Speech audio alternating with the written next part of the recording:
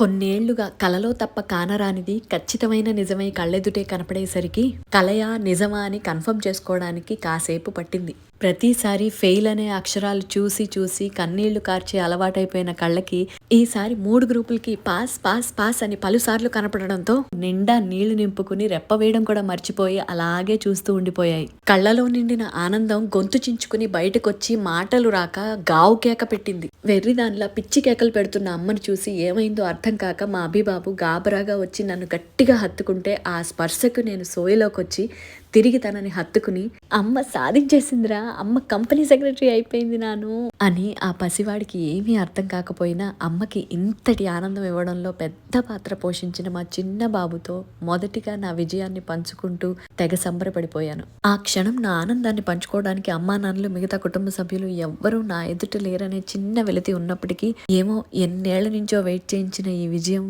నేనే first experience చేయాలని రాసుందేమో అని సర్ది చెప్పుకుని నాకు నేను శభాష్ అని భుజం తట్టి అందరికీ ఫోన్ కొట్టి టమకేసుకున్నాను.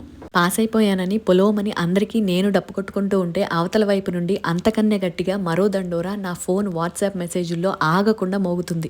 ఆత్రత కొద్దీ ఆరా తీద్దును కదా ఆల్ ఇండియా ర్యాంకర్ గా నా పేరు ఫోటో ఉన్న మెరిట్ లిస్ట్ కనపడింది. అప్పటిదాకా ఆకాశం ముందు మేఘాల్లో తేలుతున్న నేను ఒక్కసారిగా ఆల్ ఇండియా సెకండ్ ర్యాంక్తో తారాస్థాయిని అందుకున్నంత ఆనందం వచ్చింది.